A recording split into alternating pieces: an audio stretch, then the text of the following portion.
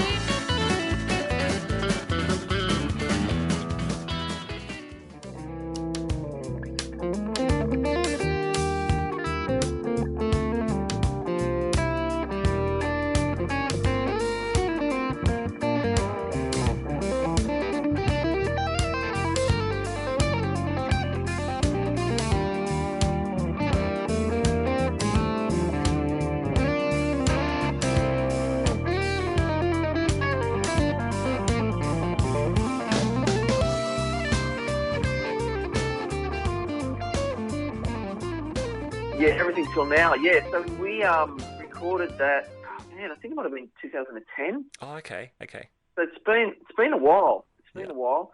I think I recorded in 2010, but released it in 2011. Okay. I can't remember now. So I have to look.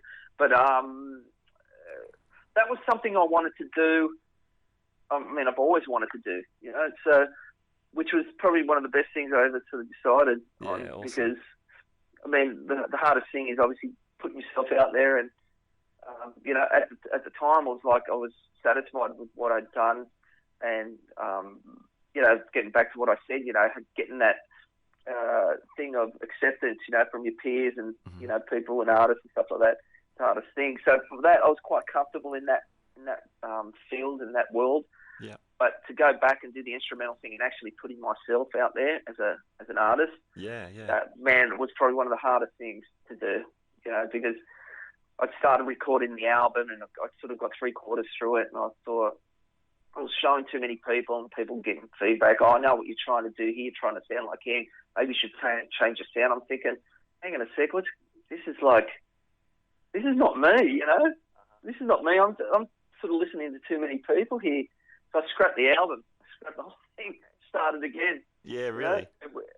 Started again. I thought, I'm just going to do what I do. Yeah, That's cool. it. My sound. Yeah. I don't care. It is what it is. People are going to hate it. People are going to like it. I don't know. And I'm glad I did that, man. And it's what you hear now. So yeah, cool. I did it, re-recorded it. Yeah. So it is pretty. It's fairly broad mix. I mean, your voice is really clear throughout everything, I'd say. And you're doing some fusion stuff, some country, some blues stuff. So it was stylistically, it wasn't a stylistic approach, Mm-hmm. but I tried to keep my playing as true to myself. You know, it was all about cool. me just being true to my like I said, my voice. You know, and even though I was playing the styles, which I wanted to do, it's basically, you know, as the title says, it was everything up until that point. You know, all the styles I loved playing, and that's what it was. Basically, it's just a bunch of styles, and so the songs were written. I'm not even exaggerating. Probably over the course of like 2.5 weeks, 3 weeks, if that. Wow. That's fast. But written on acoustic guitar. It was purely writing. Just put like a loop, or even just sing the parts in. Just played everything with acoustic guitar, all the melodies. Because I knew if I'd tackle it with the electric, I'd want to finish it, and it was too early in the piece. So my thought was to just write the song, make it a song. I thought if it sounds good acoustically and it sounds strong melodically as an acoustic thing, I could easily tweak that into an electric thing. Yeah, right. And I wrote it all like that, the whole album on acoustic guitar. Yeah. And what I ended up doing was I had these real rough demos of the songs with acoustic guitar to click or program drums. Yeah. And then the first thing I did was just get Gordon Rittmeister in and Pete Skelton on drums, and they were playing over that, which was really bodgy. Like they had no way of sort of getting into the feel. I mean, the feel was there, and the grooves were there. But like guys like Gordy came in and just absolutely smashed it. You know, he came in like full takes, just perfect. You know. Yeah. And just nailed it. And Pete Skelton was more the creative type, just beautiful colours he'd bring to the songs. You know, and then I'd build it from there, because I thought if I spend the money on recording the drums, I'd had no choice but to finish it. Yeah. So that's the way I approached it. As soon as the drums went down, bang, I was straight into the bass, straight into the keys, and that process took about 6 months, because trying to get the guys and my mates, and you know, trying to get some favours and you know, paying certain guys to play on it as well, and it took time, you know, to get the right guys, mix of players, and you know, and then I got Nathan Cavalieri, who you know is an absolute incredible guitar player. He's, you know, I remember seeing Nathan at Saturday, you know, back when he was still like 12 years old, just ripping it up, you know. Exactly, with the Hey Hey band. And I was like, hey, who is this kid? And then we became really good mates after that, and you know, we hung up, had a couple of big drinking nights together, and you know, and he recorded a couple of demos with, you know, a band that I was in at the time, like an originals thing. He had a studio out at Camden, and we became good mates, you know, and I thought, man, this guy would be perfect to mix my album. You know, he just knows about guitar, knows about tones, and man, he was such a pleasure to work with, man. Wow. You know, cool. I'd do the next one exactly the same. I'd just get him to mix it, and you know, he just knows it. You know, he knows exactly what needs to happen, and he's always really encouraging. You know, and just if certain things weren't working, he sort of gave me, look, Mike, you're better off just taking this one back home and maybe sort of working on this sound, or you know, maybe do the strings. Okay, cool, man, I'll do that.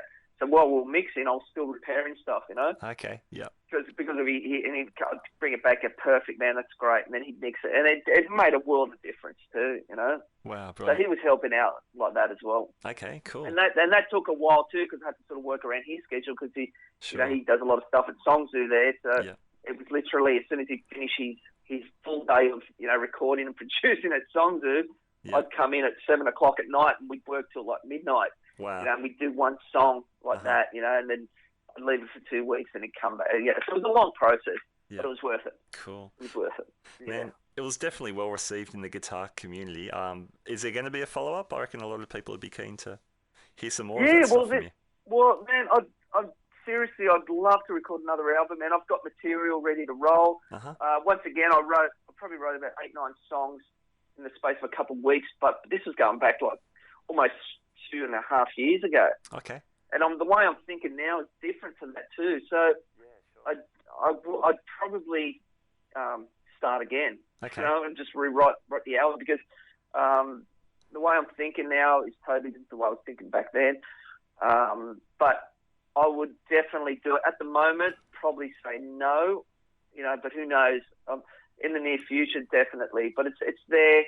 I'm hanging to do one, and I would love to do one. Yeah, so cool.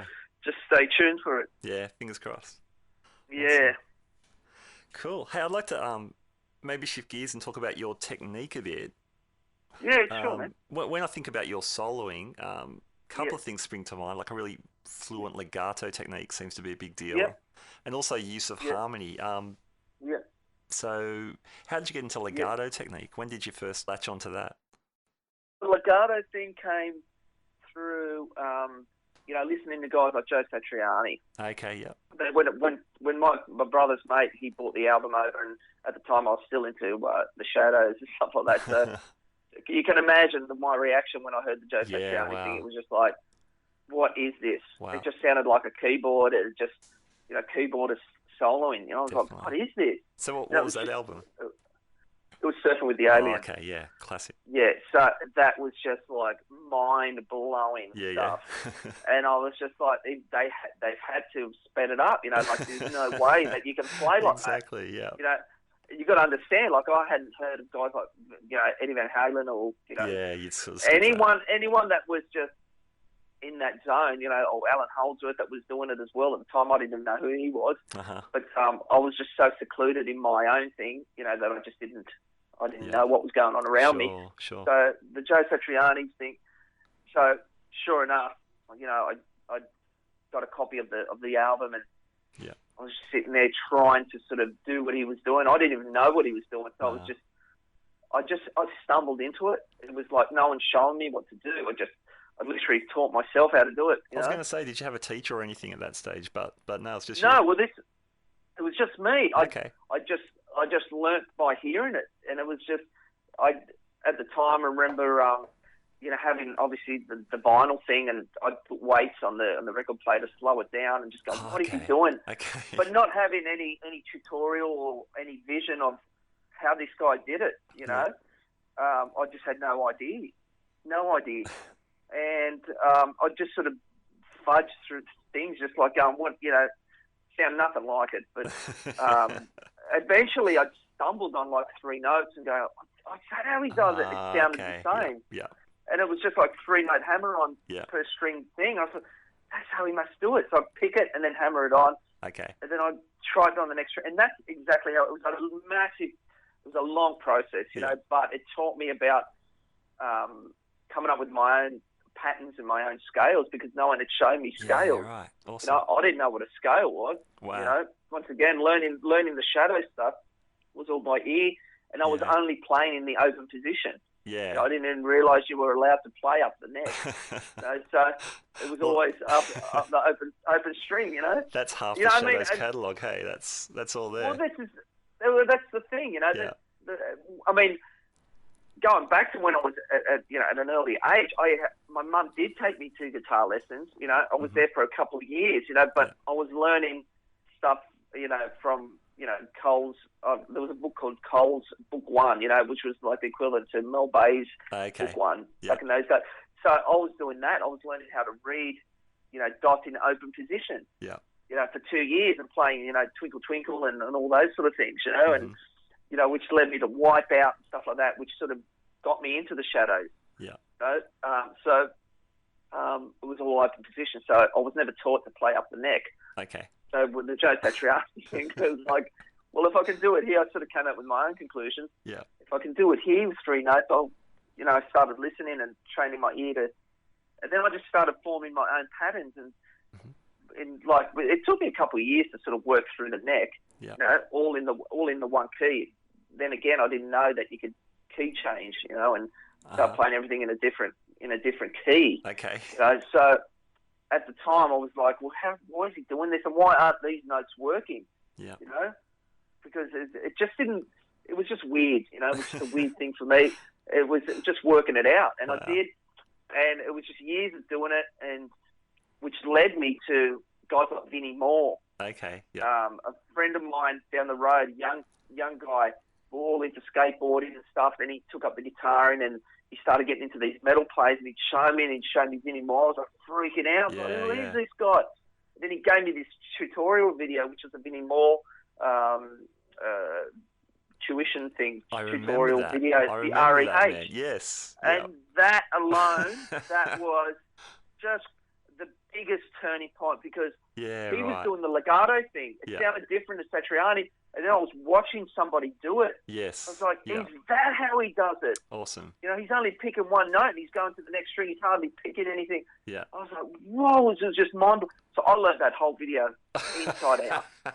I knew That's cool. every lick he did. I knew the opening, like, solo. I knew the end solo that he did. I just learned everything, you know?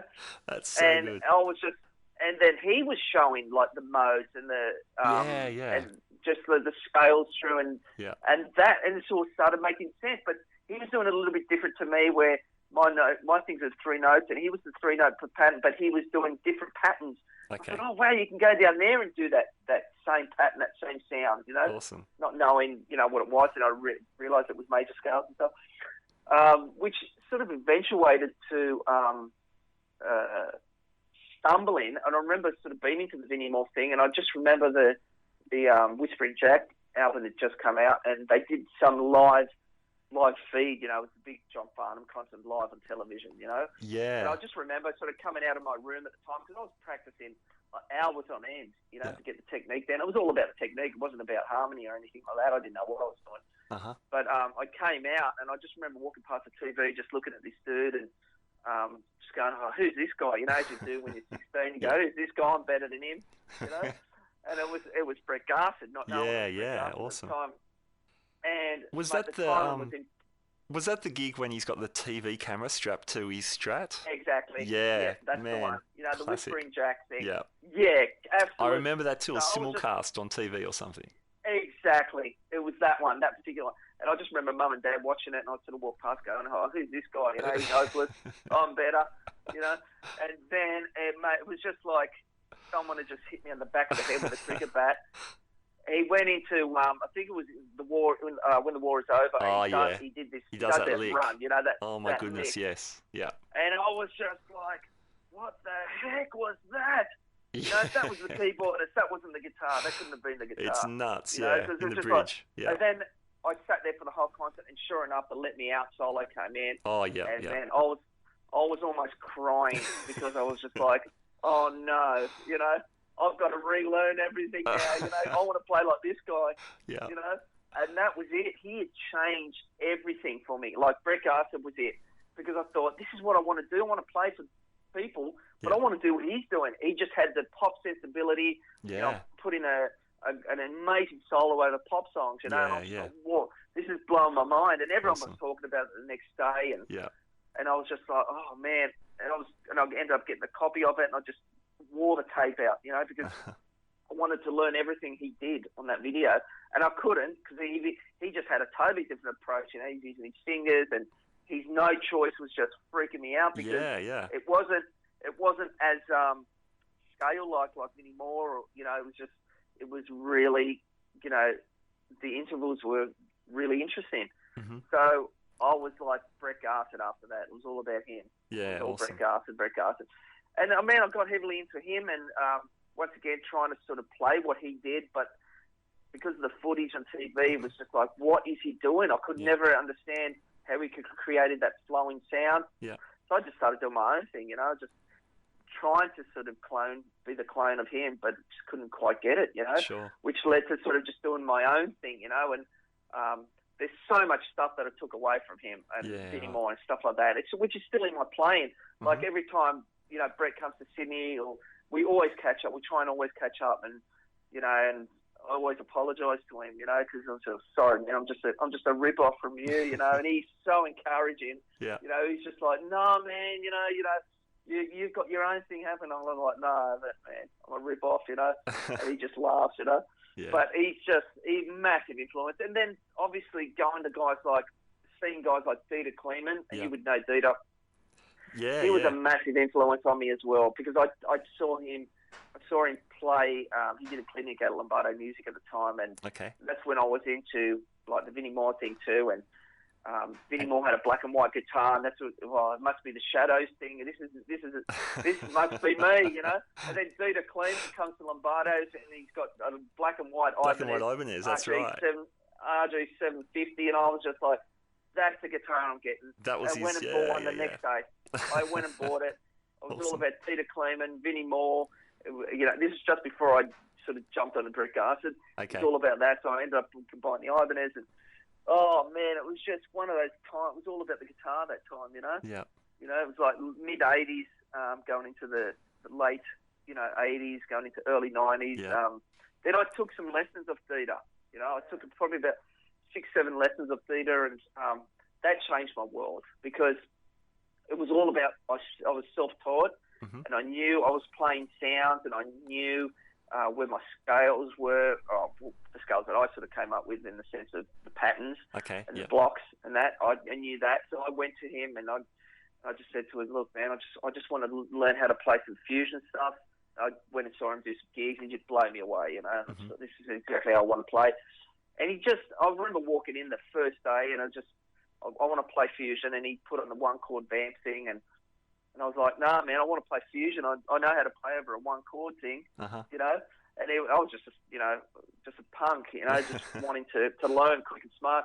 He was like, learn to walk before you run, and then he started playing over the one-chord. He goes, Butch, we'll have a bit of a play, and I just started playing, and, everything was just stale, and just everything I did was just licks, that I'd learnt, and just with no pocket, no timing, or no sense of harmony. And then he started playing over the top, and it was just like, oh my goodness.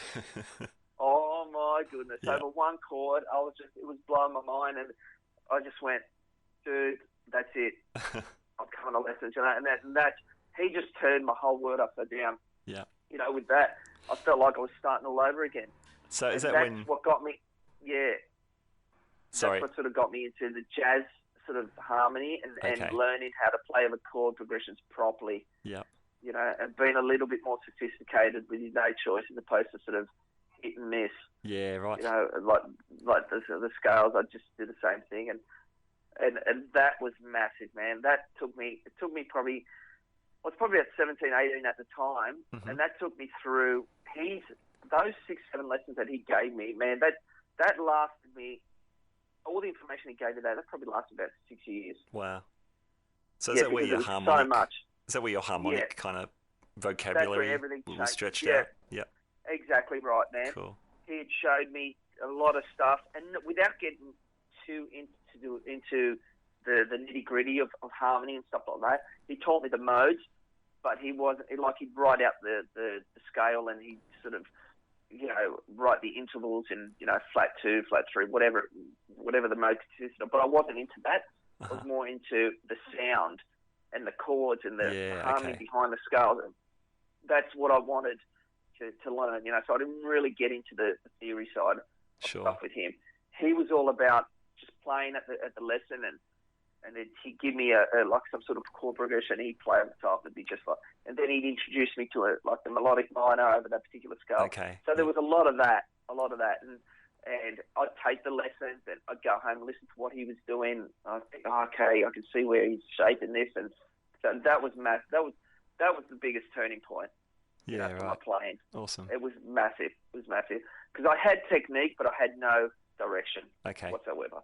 Fantastic. So, when the timing thing came into play with the legato playing, at that point too, I was doing a lot of sort of flurry type legato lines. That approach was more the Joe Satriani, the Vinnie Moore thing, where Brett Garsed had more of the pocket and more of the intervallic thing happening. It was more precise in the sense when he was playing over a certain chord, he was hitting the right notes. It wasn't just a flurry of notes that was sort of passing through the chord, so to speak. So listening to guys like Brett Garsed really sort of made me realise, look, I just can't play any old thing over a chord. If I wanted to play the legato thing, it has to be a little bit more sophisticated for my ears. So that thing, with the timing and the right notes over the chord, right. with the legato as opposed to just sort of playing through it. Yeah, cool. And everyone's got their own way of translating that technique, and it's just my way, my approach of doing it. There's no wrong or right, obviously, but Sure. I just wanted to get a little bit more sophisticated with it and do that. And it sort of led me to sort of coming up with my own ideas. I always sit in a room, back in the days, and I still do it now. I'd always take myself, and I was never one to sort of come up with massive lines. I remember reading a Scott Henderson thing, and he still says it in his interviews. It's just I remember reading the time he made 4 notes, 6 notes max, in a line. That's it. You don't need anything more, and then just join your lines up. And that's what I did. I'd come up with strong 4-note legato phrases or 6-note phrases, or 8 notes max to, and then I'd just join them up. Mm-hmm. And it was easier to sort of remember the smaller fragments like that, as opposed to sort of trying to learn one line that starts, the nut and ends up at the 12th fret. Yeah, right. It was easier for me to just sort of play, get melodic about it, and then just in the pocket just play the 4 notes. Yeah, cool. And then the 4 notes become 8 notes, joining onto another idea, and then 12. And then all of a sudden, it felt so comfortable and natural to do that. Yeah. And I still do that, and I still think that way. Yeah, awesome. Because a 4-note idea can be joined up with, the rest of your vocabulary. You've got all your little words and stuff that you've come up with. Yeah. And then you're just putting them in sentences wherever you want to place them. And that's how it works for me. Yeah, it's cool. just about, it's that approach. It is that approach. Yeah, I love that idea. So you're just very gradually building absolutely your whole style really there. Absolutely, and I sort of when I'm doing my master classes and that, I've been doing the same topic, which is the one chord vamp thing. Yep. And the reason why I still do it is because people are still wanting to come to it. People are still asking me to put it on.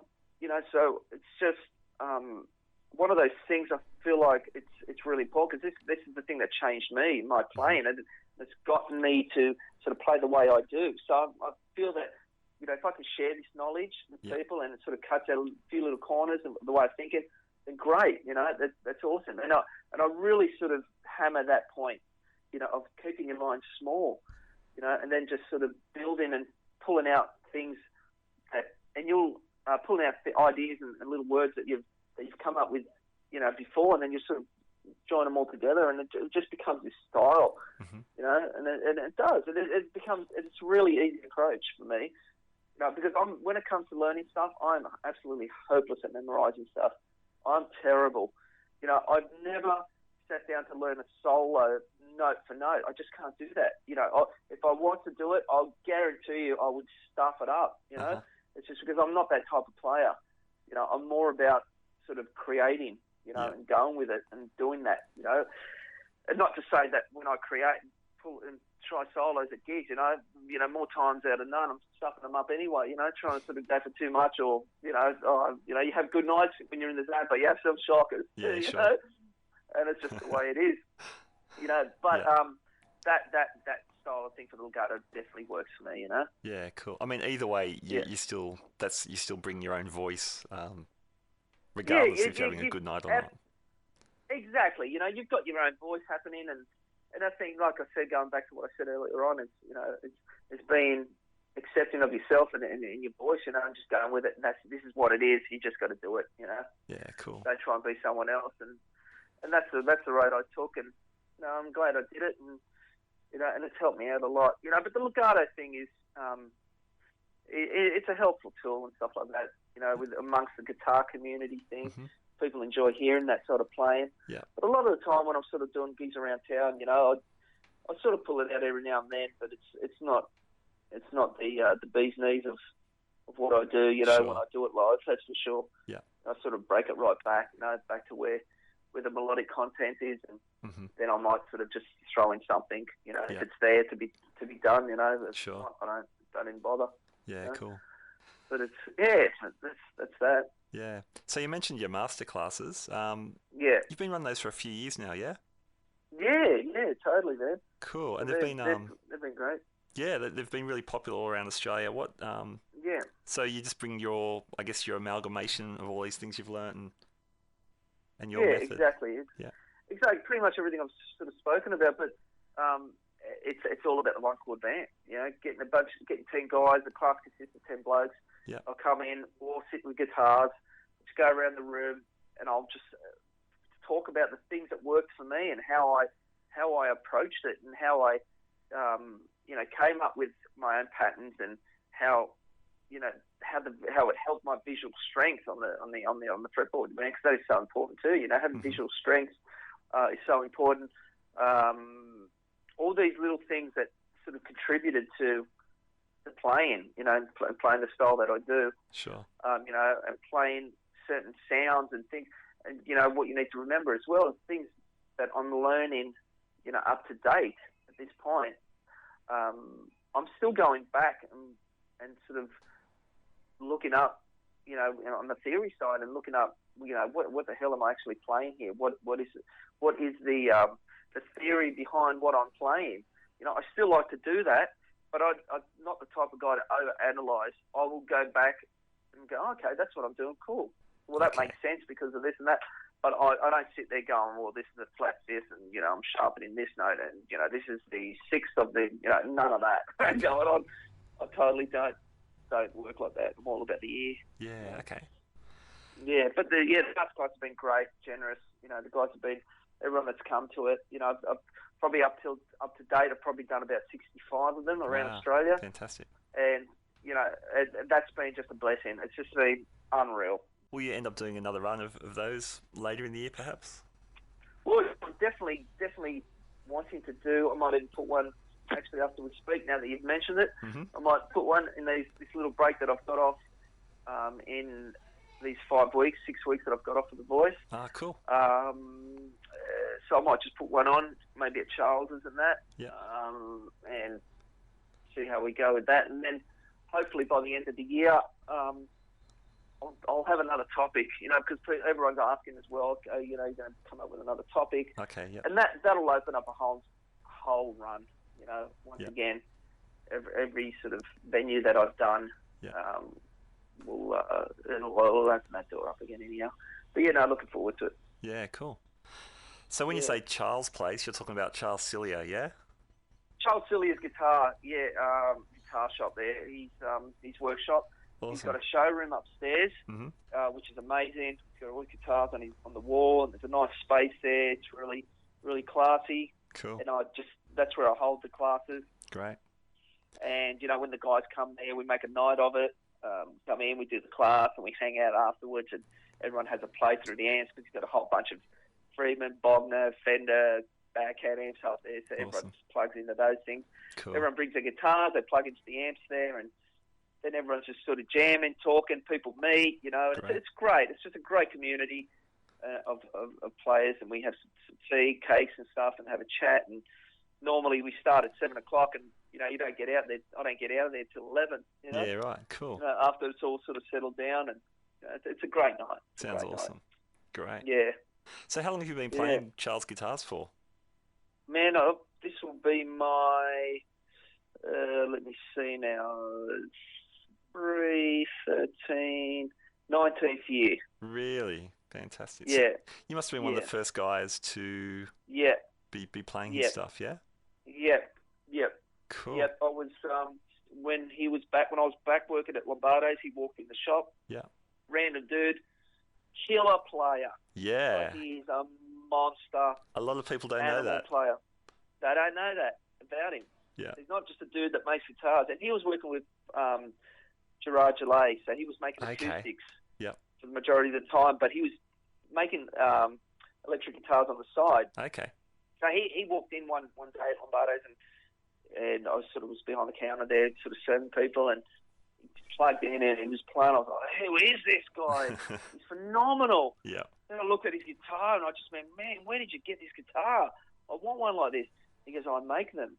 Mate, just alarm bells went off, and I was wow. I want you to make me one. You know, well, actually, I lied because he came into the shop, he played, and actually, I didn't get to speak to him at that point. He came in another time, and so when I asked, when I'd gone to the back and he walked out. He played and walked out. I said, "Where did the guy go?" I didn't know anything about him or where. And then he came in again, and then I'd asked him, and he gave me all the details and stuff. And it wasn't until a bit later on that I went in and we sort of worked out a guitar that he was going to make for me, which was it was basically a copy of a Music Man Luke body. Okay. And he put a neck on it. He designed the neck. It was like a flat 16 radius. Okay. It was like more like the Ibanez sort of guitar with a Floyd Rose on it. Still got it. I'm looking at it right now as we speak. Yeah, cool. And that was my version of the Ibanez because I wanted to move away from the Ibanez guitars, So he built that, and I was playing that for a while. Then he ended up a couple of years later, he ended up building me like a Strat style. Yep. Yeah, I remember that one. Yeah. Body. Yeah, which is more. It's more like a Valley Art, copied off a Valley Arts body. Okay. To a friend of mine, Ryan Pitney. He's a brilliant guitar player as well. He came up with the idea. He was like, "Man, Valley Arts." Was like, "Yeah," because at the time we were sort of hanging out and doing some playing and sort of experimenting with sounds and stuff. And he was like, "Try this out," and it's still one of my favourite guitars. Yeah. Like every time I pull it out, and it's just one of those guitars you can jump on, and it's got a nice like 12-inch radius on it, nice neck on it. It's just you feel like you can do anything on that guitar. It's just got a great sound. I still use that guitar. I use all my guitars on the Voice. Yeah. But only of recent in this season here, I've used it a lot. Okay. It's got a humbucker and a couple of single coils in it. Okay. Yep. Cool. And I've just got a whole bunch of other guitars. I've got my sort of signature Telly style, which Charles sort of calls his Harlequin. Yeah. design, Tell us about that. Yeah. The MZ model. Yeah. So basically, it's based from the traditional shape, as you can see. Mm-hmm. The neck itself is a 9.5 radius. So I've sort of gone down again more to the vintage. I mean, it's not quite vintage. Vintage is more 7-inch, but sure. But this is like a 9.5, straight all across the board. Yeah. No sort of what do they call it when they the compound radius. Compound radius. Yeah, It's not that. I tried that once. I couldn't get used to it. Okay. So he's designed that. It uses like a figured mapled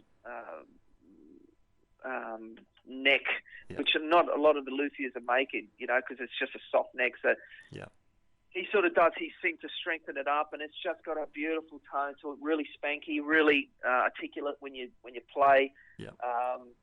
This particular design, my playing, and this is no word of a lie, and I'm not sort of just saying that because I play guitars, but he had come up with, which was the standard shape. It was almost identical to the standard Tellys, but his neck shape and his pickups, that's where it's all at, Okay. and just the timbers. Obviously, his timbers are hand-picked swamp ash, two-piece. Yeah, awesome. You can't get that in a Fender these days, unless you go and custom shop, paint an arm and a leg. So he sort of said, "Look, take this home and have a play with it." Yeah. And I was like, "Oh man, I'm not really into Tellys, and but give it to me and I'll have it." As soon as I took it home, I could not believe the response. Wow.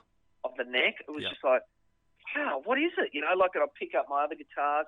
The other guitars just sounded too sort of woolly, and like it wasn't articulate as this particularly. Yeah, absolutely. As this thing. So I was like, this swamp ash thing that I was like, bring him upstairs. I said, "Man, what'd you do to this thing?" And he goes, "I've done a couple of things in the neck." And I was like, "Man," I said, "You reckon?"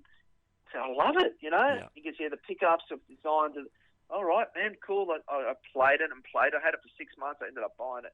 Yeah. So it was just like, and then which led to my own sort of vibe. So we tweaked the pickups because Charles makes his own pickups.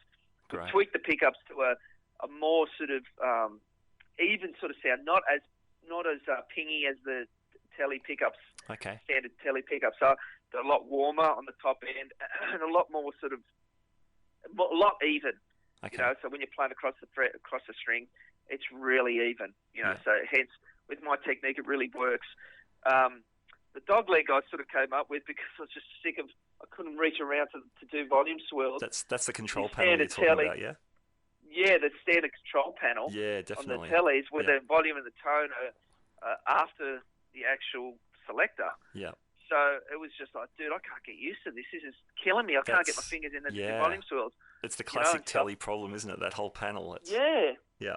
So we started off with the first prototype was just having the volume right at the end, and the switch in the middle, and the tone on the back end of it. Okay. So there was volume near the pickup, switch, and then tone right at the end. Yeah. And I was loving that, and I just thought, you know what, it's still a bit too far away. So can you move it close? Can we do some sort of dog leg? And he goes, oh, we'll just design a switch, a panel, control panel, and that's what we did. So we just come up with this dog leg thing, which is unreal for me. That's perfect. It's just like, it's right where the Strat volume would be, and it's just perfect, you know? Fantastic. So it's absolutely perfect for me. Great. We tweaked the neck a bit.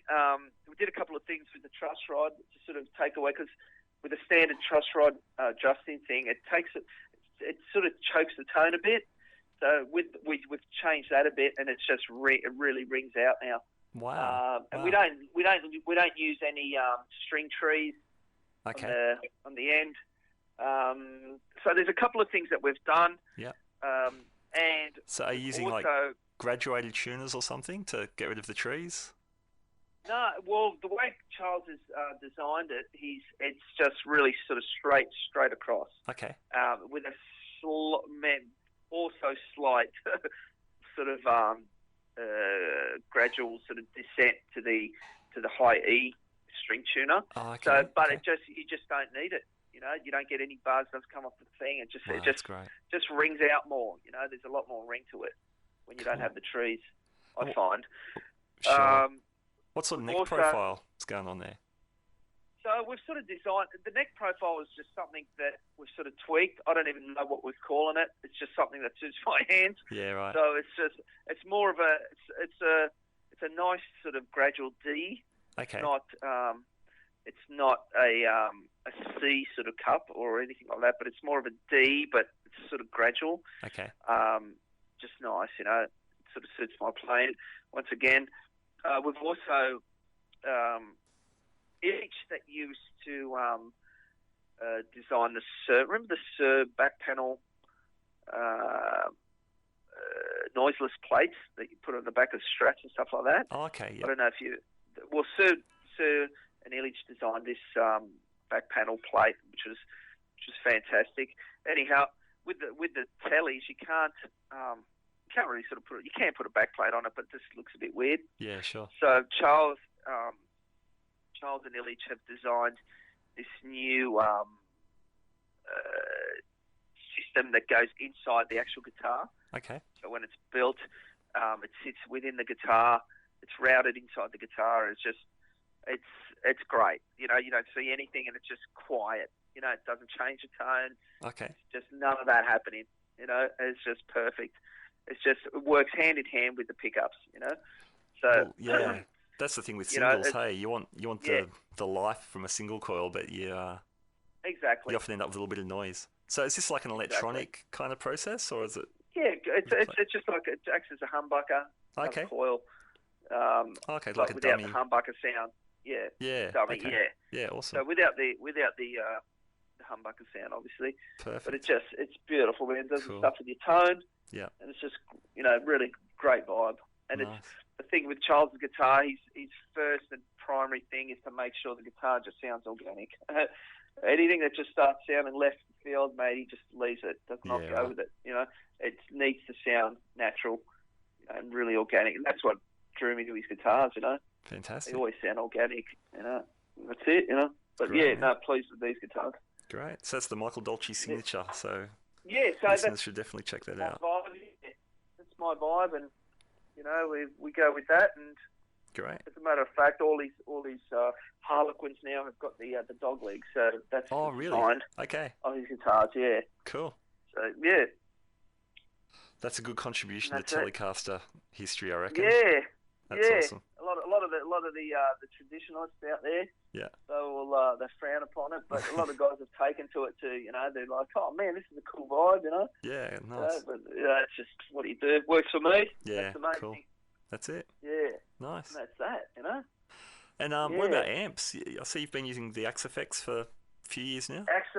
Yep, the Axe FX has been my bread and butter, so to speak, for the voice, that is, and any touring gig that I do. Okay. I don't use it when I'm doing my gigs around town. Yeah. I prefer amp. Sure. I just love amp and pedals. When I say pedals, I'm still using the Fractal Audio FX8. Oh, okay. That's the great floorboard version, isn't it? That's the floorboard version, but it's only the pedals, Okay, not the amp FX. simulation. So, Gotcha. yeah, in this particular version. Yeah. So I use that with a custom head that I've designed with a good friend of mine, Rich Sanford. Okay.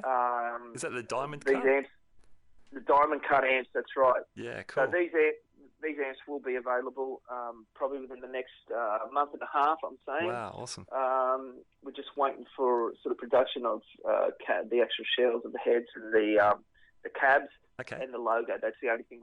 But we've spent about pretty much the last year and a bit now doing our thing, and it's just to the point now where it just sounds spectacular. Wow. And I really love it. It's just a single head, pure clean head. Okay. That's it. No frills, no effects return. Yeah. It's just a nice packaged head, which is just with a lot of punch and a lot of headroom. Cool. How many watts is that running? 80 watt. 80. Cool. 80 watt. Yeah.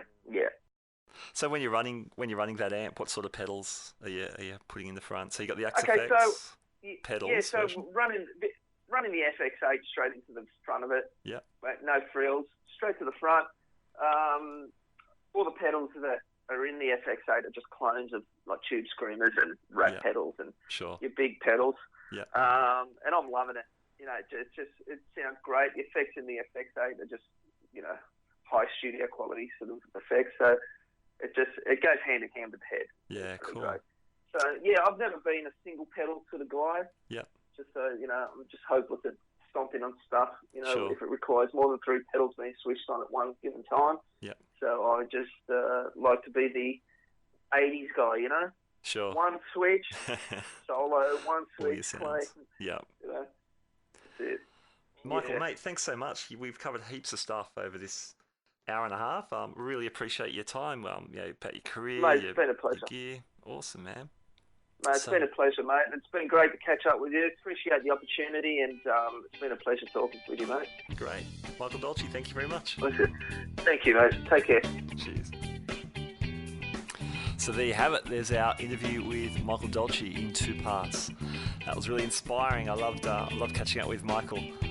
I really liked that idea he had when he was developing his vocabulary, that he'd make up a short line and develop that further with another line, then another.